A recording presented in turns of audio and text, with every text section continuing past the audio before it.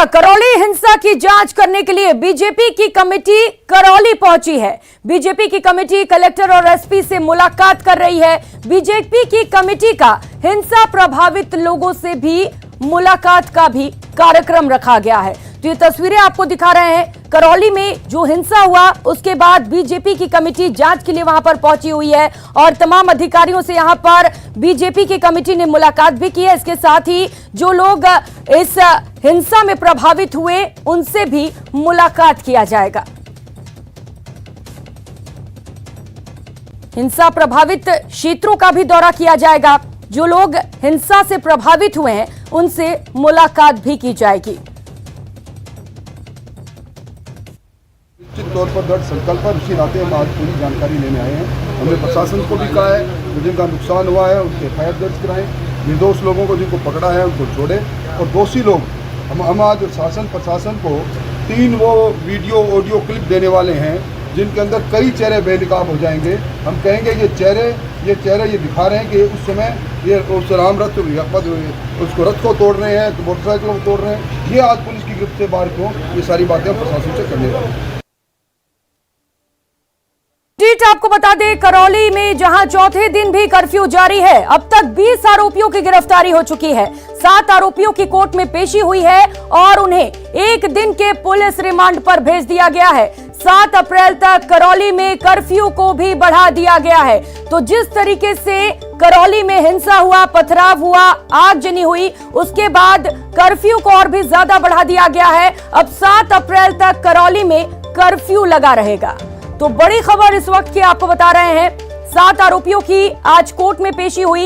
इसके बाद कोर्ट ने सभी 7 आरोपियों को 1 दिन के पुलिस रिमांड पर भेज दिया है। इसके साथ ही शांतिपूर्ण माहौल बना रहे, इसको देखते हुए 7 अप्रैल तक कर्फ्यू बढ़ाने के भी आदेश जारी कर दिए गए हैं। सहयोगी धर्मेंद्र ज्यादा जानकारी के साथ हमारे साथ जुड़ चुके हैं। धर्मेंद्र, क्या कुछ अपडेट?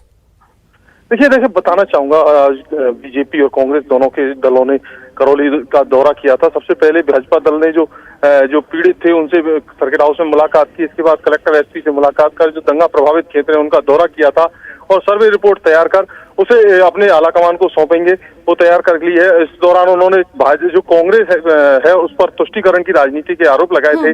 और इसी तरह से कांग्रेस पदाधिकारियों ने भी जो दौरा किया था, कलेक्टर एसपी से मुलाकात के बाद शहर का दंगा प्रभावित क्षेत्रों का दौरा कर रिपोर्ट तैयार की थी और फिर कलेक्ट्रेट सभागार में शांति समिति की सदस्यों से चर्चा की और शांति बहाली के लिए क्या संभव हो सकता है उन मुद्दों पर चर्चा की।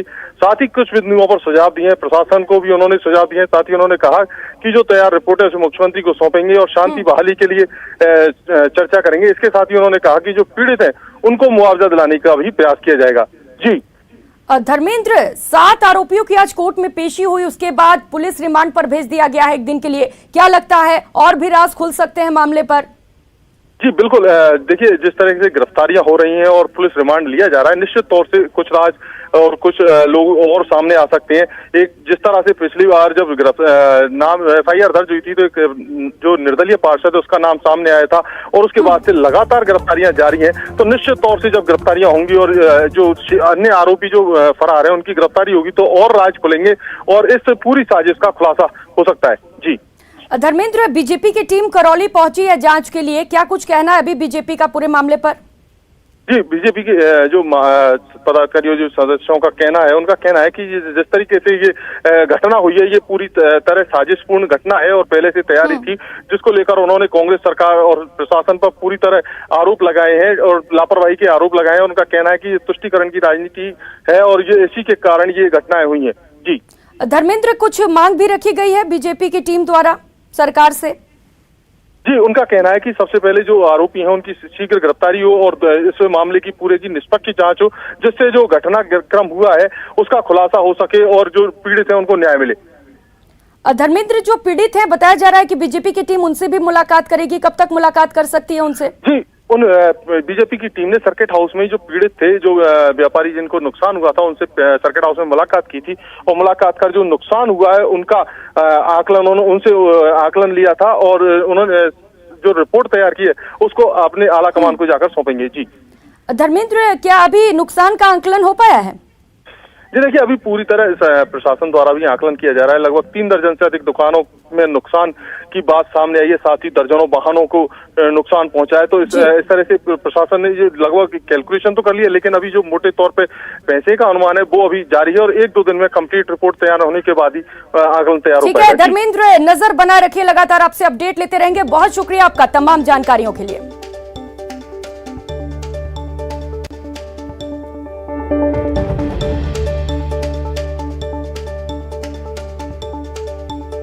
तो बड़ी खबर इस वक्त की आपको बता दें, कांग्रेस कमेटी करौली के दौरे पर है और वहां पर पहुंचकर स्थिति का जायजा लिया जा रहा है। दंगा प्रभावित इलाकों का कांग्रेस की कमेटी दौरा करने के लिए पहुंची हुई है। कलेक्टर और एसपी से भी मुलाकात की गई है। तमाम जानकारियां कमेटी इस वक्त इकट्ठा कर रही है। क्या कुछ स्थिति है फिलहाल वहां पर, किस तरीके से वहां पर शांतिपूर्ण माहौल बनाकर रखा जा सके, इन तमाम चीजों को लेकर चर्चा की जा रही है। तो बड़ी खबर इस वक्त की आपको बता रहे हैं, कांग्रेस कमेटी इस वक्त करौली पहुंची हुई है और हिंसाग्रस्त दंगा प्रभावित इलाकों का दौरा किया जा रहा है। कलेक्टर और एसपी से मुलाकात भी की जा रही है और मुलाकात कर तमाम जानकारियां इकट्ठा की जा रही हैं। तो इससे पहले हमने आपको बताया कि बीजेपी की टीम वहां पर पहुंची है और पीड़ितों से मुलाकात की गई है।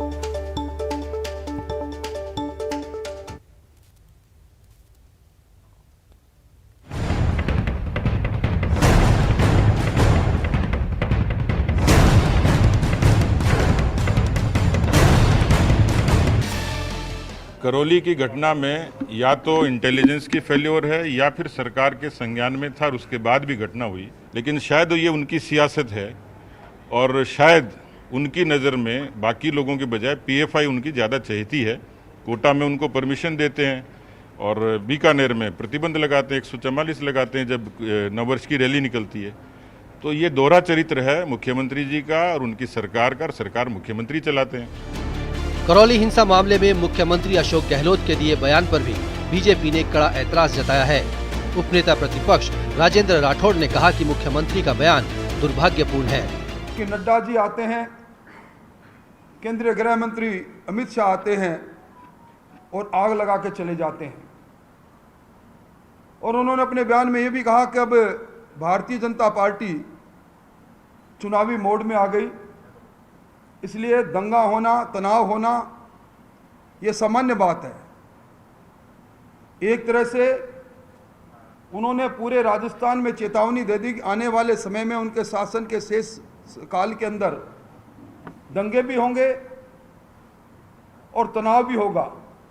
मैं समझता हूं मुख्यमंत्री जी का ये बयान न केवल हास्यास्पद है बल्कि गैर जिम्मेदाराना पूर्व है। इस बीच पुलिस निर्दलीय पार्षद मतलूब अहमद की तलाश सरगर्मी से कर रही है। उम्मीद है कि मतलूब अहमद के शिकंजे में आने के बाद ही करौली फाइल्स का सारा सच सामने आएगा। करौली से न्यूज़ 18 राजस्थान के लिए धर्मेंद्र की रिपोर्ट।